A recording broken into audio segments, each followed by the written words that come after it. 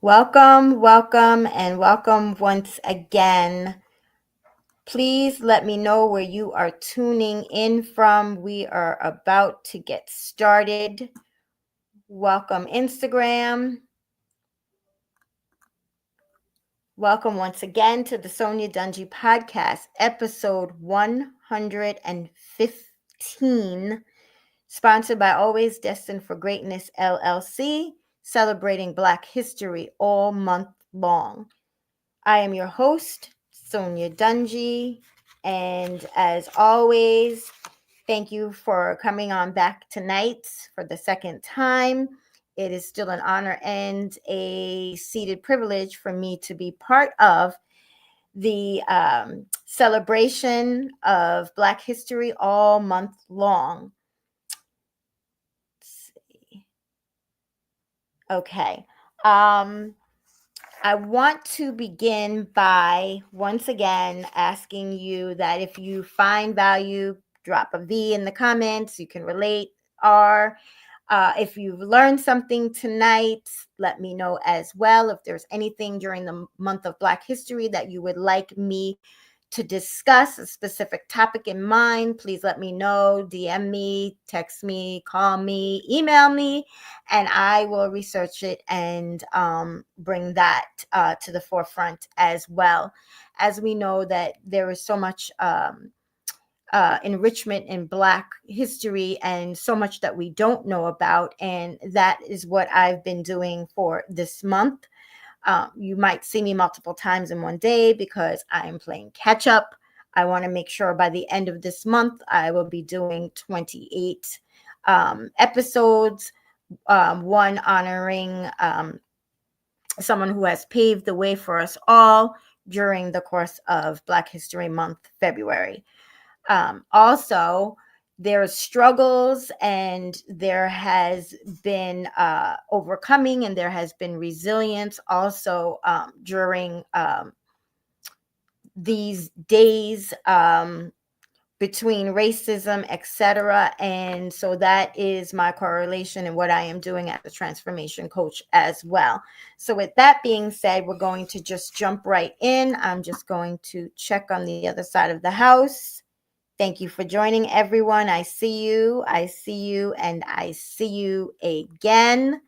You could be doing anything else tonight, especially the lateness of the hour if you're on the East Coast, but you've decided to come and spend some time with me as we celebrate Black History all month long. So I want to thank you for that as well.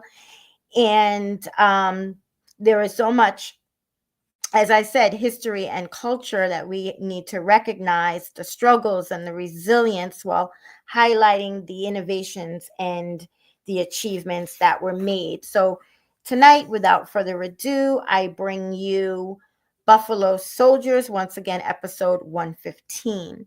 So Buffalo Soldiers were African American regiments in the United States Army that served from the Civil War through the Korean War and was established by the U.S. Congress and forced the front line, meaning that Buffalo Soldiers were first in the line of defense, whether they liked it or they didn't.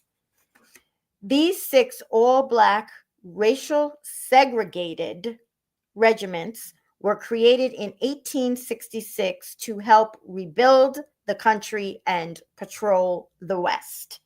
These regiments were the 9th and 10th Cavalry and the 38th, the 39th, the 40th, the 41st Infantry, who served in the Indian Wars, Spanish-American Wars, the Philippine-American War, Mexican Border War, and World War I and II. Although they received little recognition, their services in the frontier their services in the frontier helped to pave the way for military desegregation in 1948. It's a long time. So there's different theories around how the origin of their nickname Buffalo soldier came about. So one is that the Plains Indians who fought the Buffalo Soldiers thought that their dark curly hair resembled the fur of the buffalo. That's one. Another, that their bravery and ferocity in battle reminded the Indians of the way buffalo fought. That's another. Whatever the reason, though, the soldiers considered the name high praise, as buffalo were deeply respected by the native peoples of the Great Plains. And that is very true. Speaking from an indigenous Native American myself, eventually the image of the buffalo became part of the 10th Cavalry Regiment crest. So initially, the Buffalo Soldier regiments were commanded by whites, which African American troops were faced extreme prejudice from the army establishment. Get this. Many officers, including George Armstrong Custer, refused to command Black regiments, even though it cost them promotions in rank. So they were willing to give it all up, but they were just not going to command Black soldiers then. In addition, African Americans could only serve west of the Mississippi River. Listen to this closely. Many whites did not want to see armed Black soldiers in nearby communities. In areas where Buffalo soldiers were stationed, they sometimes suffered deadly violence. Deadly violence at the hand of civilians. Wow. The Buffalo Soldiers' main duty was to support the nation's westward expansion by protecting settlers, building roads and other infrastructure, and guarding the U.S. mail. Back then it was Pony Express, so they were guarding Pony Express. They served at a variety of posts in the Southwest and Great Plains, taking part in most military campaigns during the decade-long Indian War. It was 10 years. Wow. Never realized it was that long. 18 Buffalo soldiers were awarded the Medal of Honor. This exceptional performance helped pave the way for the first African American graduates from West Point Military Academy, named Henry O. Flipper. Robert Dixon, the last surviving Buffalo soldier, died at age 103. The oldest living Buffalo soldier, named Mark Matthews, died in 2005 at age, get this, God bless him, he was 111 years old, and he was buried at Arlington National Cemetery. What an honor that is. Wow.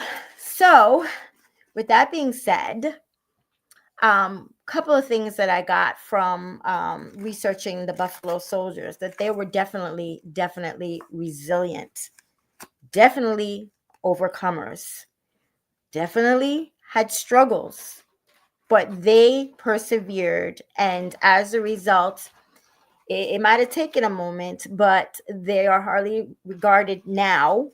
They were able to receive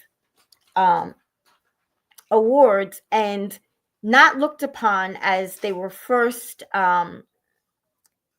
commissioned as. Like I said, the front line. You don't hear about that a lot, but that's the truth. They were the first in line to serve our country.